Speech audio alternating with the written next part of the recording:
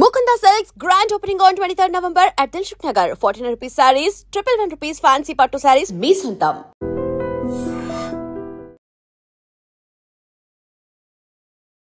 Welcome to iDream media.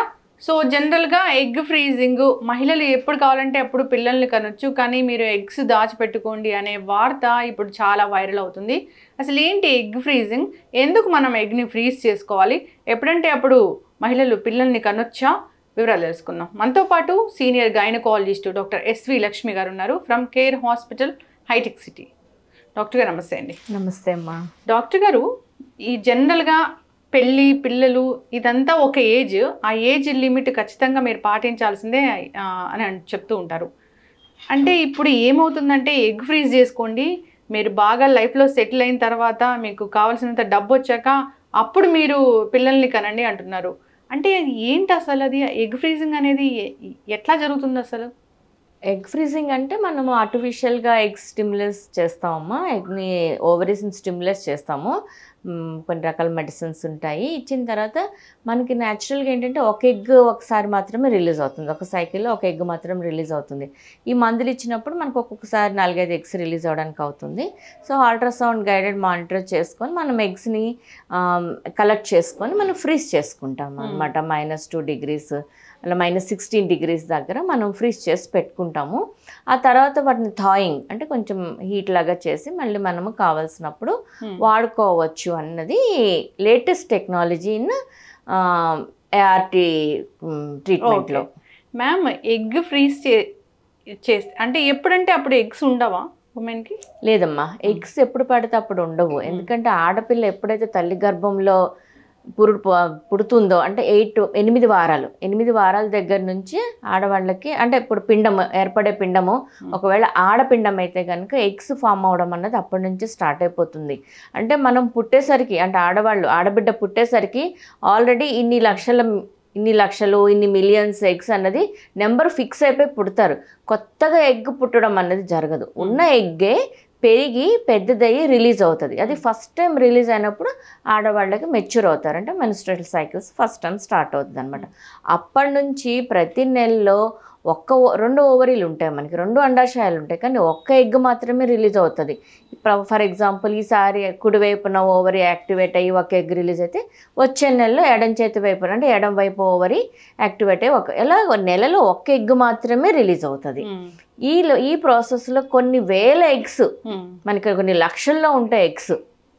ప్రతి నెలలో కొన్ని వేల ఎగ్స్ అంటే ఎనీవేర్ బిట్వీన్ 2000 నుంచి 3000, 4000 ఎగ్స్ లోపల డ్రై అయిపోతాయి. ఎపాప్టిస్ అంటాం అనమాట. ఆ ప్రాసెస్ని లోపల మురిగిపోతున్నట్టు అయిపోతుంది అనమాట. సో అది వేస్ట్, కానీ అది న్యాచురల్ సిస్టమ్ అనమాట. అది అట్లానే ఉంది, దానికి ఎవరు ఎందుకు అలాగనేది రీజనింగ్ ఉండదు దానికి. That is natural process. ఈ ఎగ్స్ దాచిపెట్టుకోవడం అనే కాన్సెప్ట్ ఎప్పుడు మొదలైంది అసలు?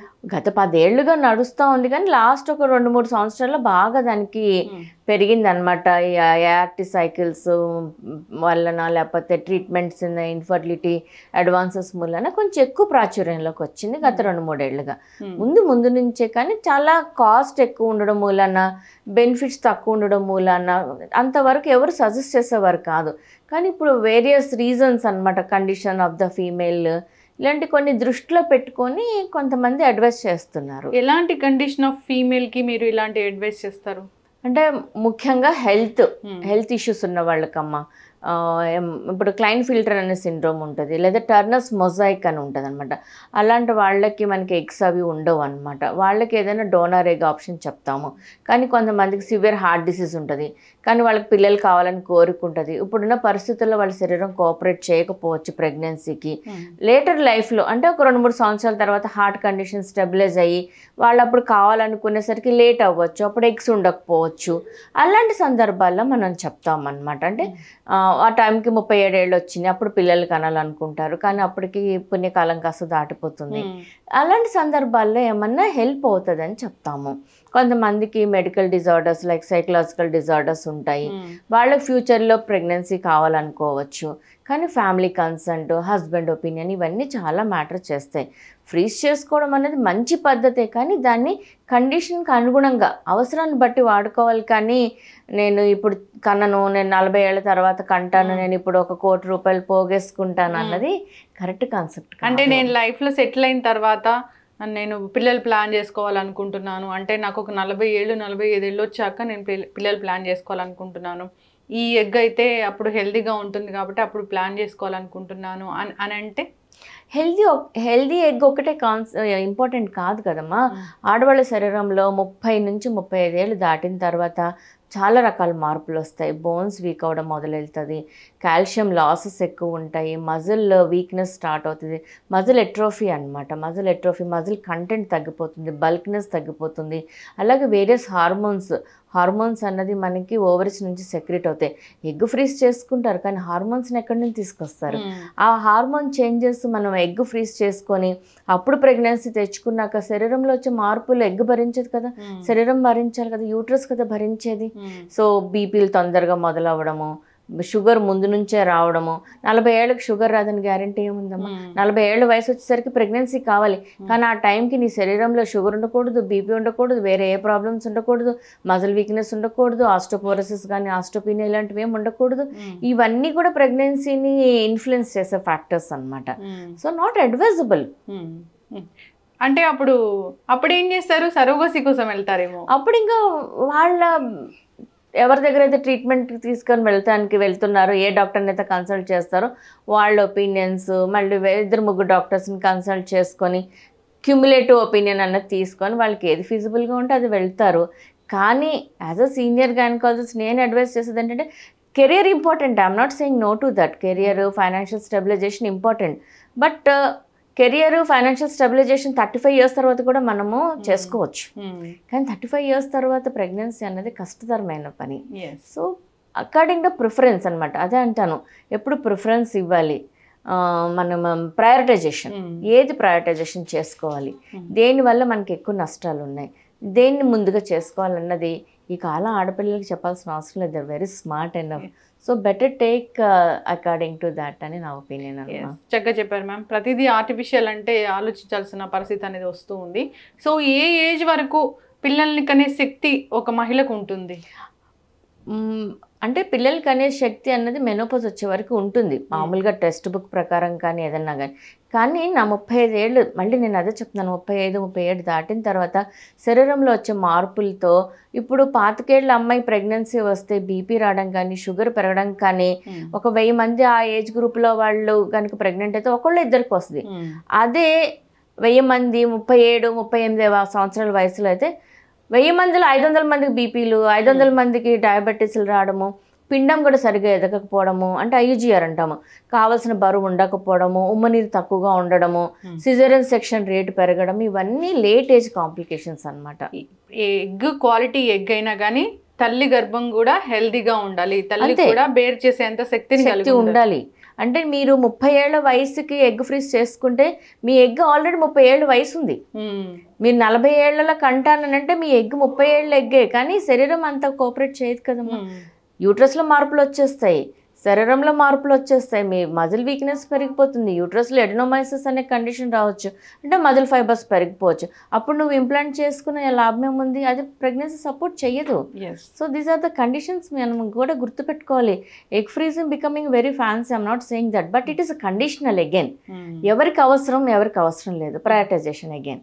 ఇప్పుడు ఇన్నేళ్ల సర్వీస్ మీది, అంటే ఈ మధ్య కాలంలో అడుగుతున్నారా ఎగ్ ఫ్రీజింగ్? అడుగుతున్నారు. లాస్ట్ 10 ఇయర్స్ మీద లాస్ట్ ఒక 2-3 సంవత్సరాల్లో చాలా డిఫరెన్స్ ఉందమ్మా. అడుగుతున్నారు, అట్లీస్ట్ నెలకి 3-4 వచ్చి అడుగుతుంటారు ఎగ్ ఫ్రీజింగ్కి వెళ్ళాలి. సో అలా అనలైజ్ ముందు వాళ్ళకి ఎందుకు అనుకుంటున్నారు, ఫస్ట్ ఎందుకు అవసరం ఏంటి, పెళ్ళి, ఉద్యోగము, ఫైనాన్షియల్ స్టెబిలైజేషను, ఇంకా ఏమైనా పర్సనల్ ఇష్యూస్, కొంతమంది డివోర్సెస్ ఉంటారు, ఇలా పర్సనల్ ఇష్యూస్ మీద వాళ్ళకి ఎలాంటి కష్టం ఉంది, వాళ్ళు ఎందుకు అడుగుతున్నారు చూసుకొని దాన్ని బట్టి అడ్వైస్ ఇవ్వడం జరుగుతుంది. సాధ్యమైనంత వరకు నేను అంటే కండిషన్ మీద ఆధారపడే అడ్వైస్ ఇస్తానమ్మా. వద్దని చెప్పను, వెళ్ళిపోండి అని చెప్పను. అట్లా ఎగ్ కూడా ఏజ్ అవుతుంది కదా ఎగ్ ఖచ్చితంగా ఎగ్ శరీరంతో పాటు ఎగ్ ఏజ్ ఉంటుంది. ఇప్పుడు నాకు 40 ఏళ్ళు అంటే నా ఎగ్ వయసు 40 ఏళ్ళు అట్లా అనమాట. ఫ్రీజ్ చేసిన పెరగదమ్మా. ఫ్రీజ్ చేసే టెక్నిక్లు ఏంటంటే మీరు 30 ఏళ్ళకి మనం స్టిమ్యులేట్ చేసి ఎగ్ తీసేస్తే ఆ ఎగ్ వయసు 30 ఏళ్ళే. అందుకని అందరూ ఐఆర్టీలో అంటే IVF చేసిన తర్వాత ఎగ్ ఫ్రీజింగ్ చేస్తే బెనిఫిట్ ఎక్కువ ఉంటుంది అన్న ఉద్దేశంతో చెప్తారు యూజువల్గా. అసలు ఎందుకు స్టార్ట్ అయింది అని అంటే ఎగ్ ఫ్రీజింగ్ టెక్నిక్ అన్నది ఒకవేళ ఏజ్ అయిపోతుంది 35 సంవత్సరాలు ఆవిడకి ప్రాబ్లం అవుతుంది అంటే 30 సంవత్సరాలకి చేసుకుంటే అది బెనిఫిట్ ఉంటుంది. అంతేగాని 40కి 43 ఏళ్ళు 45 ఏళ్ళకి వయసు చేస్తామని కాదు. దానికి కూడా ఒక ఏజ్ లిమిట్ ఉంది, దానికి కూడా ఒక పర్పస్ ఉంది. దాన్ని ఇష్టం వచ్చినట్టు వాడుకోవద్దు. పీరియడ్స్ వస్తుంటే ఎగ్స్ ఉన్నట్లేనా? లేదు, నాట్ నెసెసర్లీ ఆల్వేస్. మనకి యానోవులేటివ్ సైకిల్స్ అంటే ఎగ్ లేకుండా కూడా పీరియడ్స్ సగం మందికి వస్తాయి. ప్రతి పీరియడ్లోనూ సైకిల్ రెగ్యులర్గా ఉన్నంత మాత్రం ఎగ్ రిలీజ్ అవ్వాలని ఎగ్ ఉందని కన్ఫర్మ్ కాదు అది. మ్యామ్ ఇప్పుడు లేట్ ఏజ్లో వాళ్ళు ప్రెగ్నెంట్ అయ్యారు, ఎగ్ ఫ్రీజ్ చేసుకున్నారు, ప్రెగ్నెంట్ అయ్యారు అన్నప్పుడు పోస్ట్ డెలివరీ కాంప్లికేషన్స్ ఏముంటాయి అసలు? అంటే ఫస్ట్ డెలివరీ పూర్తి యాంటీనేటల్ పీరియడ్ అంటే ప్రెగ్నెన్సీ పీరియడ్ సాఫీగా నడవాలి కదమ్మా. ప్రెగ్నెన్సీ పీరియడ్ సాఫీగా నడిచిపోయింది, ఏం ప్రాబ్లం లేదు. వాళ్ళకి డెలివరీ పెయిన్స్ మోస్ట్ ఇంపార్టెంట్లీ వాళ్ళు టాలరేట్ చేయలేరు, ఆ నొప్పులు తట్టుకునే శక్తి ఉండదు. యూట్రస్ చాలా డొమెసైల్గా ఉంటుంది అనమాట. అంటే యూట్రస్ ఓపెన్ కాదు, సర్విక్స్ డైలటేషన్ ఉండదు, సిజరన్ సెక్షన్ రేట్ ఎక్కువ పెరిగిపోతూ ఉంటుంది. Increased maternal age at the time of pregnancy is directly related to the caesarean section rate. Early age మంచిగా నార్మల్ డెలివరీ చేసుకోవడానికి ఎక్కువ అవకాశాలు ఉంటాయి అన్నమాట. ఏజ్ పెరిగే కొద్దీ వాళ్ళకి రిఫ్రాక్టైల్స్ పెరిగిపోయి వాళ్ళకి ఇలాంటి ఇష్యూస్ వస్తాయి. డెలివరీ తర్వాత బ్లీడింగ్ ఎక్కువ అయ్యే అవకాశాలు ఉంటాయి. మోస్ట్ ఇంపార్టెంట్లీ లాక్టేషన్ మీద, బ్రెస్ట్ ఫీడింగ్ మీద ఎఫెక్ట్ పడుతూ ఉంటుంది అనమాట. వాళ్ళు బ్రెస్ట్ ఫీడింగ్ చేయలేరు. లాక్టేషన్ అన్న రిఫ్లెక్స్ వాళ్ళకి ఎస్టాబ్లిష్ కాదనమాట. చాలా వరకు వాళ్ళు చాలా రిలక్టల్గా ఉంటారు అనమాట. బాడీ కోఆపరేట్ చేయదు ఆ ఏజ్ గ్రూప్లో వాళ్ళకి. సో పైపాలే పెడతామంటారు. ఇలాంటి రకరకాల కొంతమందికి అయితే బీపీ డెలివరీ తర్వాత బీపీ పెరిగిపోతుంటుంది. సో అది అనుకుంటారు అందరు డెలివరీ బీపీ అన్నది blood pressure, high blood pressure అనేది కేవలం ప్రెగ్నెన్సీ టైంలోనే స్టార్ట్ అవుతుందని కాదు. ఇలా ఏజ్ గ్రూప్ పెద్దగా ఉన్న వాళ్ళకి బీపీ డెలివరీ తర్వాత ఇమీడియట్లీ ఆఫ్టర్ బీపీ డెలివరీ అంటే 12 hours 6 hours ఆర్ డెలివరీ ప్రాసెస్లోనే బీపీ పెరిగిపోతూ ఉంటుంది. అవి కూడా నష్టాలే కదా, దానివల్ల మనకు వచ్చిన నష్టాలే కదమ్మా. ఇంత వైరల్ అవుతున్న ఈ ఇష్యూ మీద మీరేం చెప్తారు? నేను మళ్ళీ అదే అంటాను, కండిషనల్ ఇది ఎప్పుడును. నా శరీరం తీరుని బట్టి లేదా నీకున్న అవసరాన్ని బట్టి చేసుకోండి, అంతేగాని ఫ్యాంటసైజ్ చేసుకోవద్దు. నేను ఫైనాన్షియల్గా 4-5 కోట్లు సంపాదించి చేసుకుంటాను అనేది రాంగ్ కాన్సెప్ట్. ఫైనాన్షియల్గా చూసుకొని కెరియర్ వైజ్గా చూసుకొని అది చెప్పాను. ప్రయారిటైజేషన్ కండిషనల్, హెల్త్ కండిషన్ బట్టి చూసుకొని నిర్ణయం తీసుకోవాలి. నిర్ణయం తీసుకునే ముందు మంచిగా ఆలోచన చేస్తూ తీసుకోవాలి. ఇప్పటికి కూడా చెప్తూ ఉంటారు 9 నెలలు బేబీని మోయాలి, మళ్ళా తర్వాత ఒక 6-7 నెలల వరకు ఇంటి పట్టునే ఉండాలి, మా కెరీర్ ఏమైపోతుందో అని గాబరా పడిపోయే వాళ్ళు చాలా మందే ఉన్నారు. సాఫ్ట్వేర్ ప్రొఫెషనల్ ఉంటారు, కానీ కాదని లేదు. మళ్ళీ నేను చెప్పొచ్చేది ఏంటంటే ఇప్పుడు ఆధునిక మహిళలు చాలా అడ్వాన్స్ అయిపోయారమ్మా. వాళ్ళకి పిల్లలు కావాలి అని అంటే అదేమి సింగిల్ డెసిషన్ కాదు కదా. హస్బెండ్ మీద, పరివారం మొత్తం కుటుంబం మీద ఆధారపడి ఉంటుంది ఆ డెసిషన్ అన్నది. నేనే మొనార్క్ నేనే తీసుకుంటాను అన్నది కాదు కదా విషయం.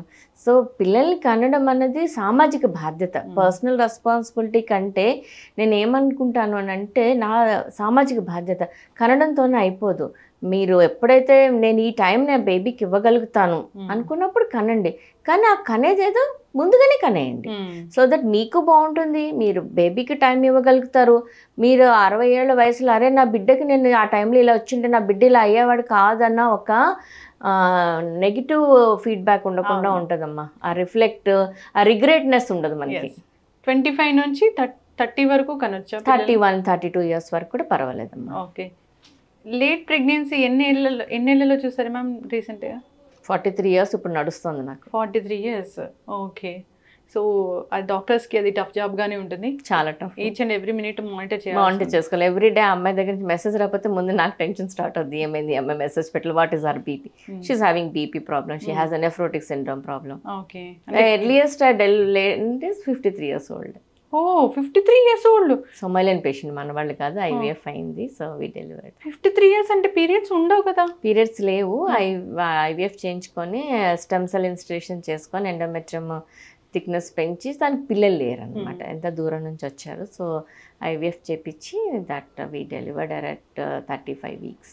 మ్యామ్ చెప్తారా, అంటే జనరల్గా మీరు ఏజ్ గురించి మాట్లాడినప్పుడు, ఏజ్ మ్యాటర్ అయ్యి మాట్లాడినప్పుడు గ్రాండ్ మదర్స్ చాలా పెద్ద ఏజ్లో అక్కడ తల్లి ఇక్కడ పిల్లలు ఇద్దరు ఒకటేసారి డెలివరీ అయ్యే వాళ్ళనే మాటలు ఎప్పుడైనా వింటారా మీరు? అసలు మా చిన్నతనంలో బాగానే జరిగేది కదా అదంతాను. ఎందుకంటే అప్పుడు పెళ్ళిళ్ళు ఎలా అయ్యేవి, 16 ఏట 14 ఏట 15 ఏట అయ్యేది. సో అప్పటికి 14 ఏట ఒక అమ్మాయి గర్భం దాల్చిందంటే వాళ్ళ అమ్మకి ఖచ్చితంగా 30 ఏళ్ల వయసు ఉంటుంది.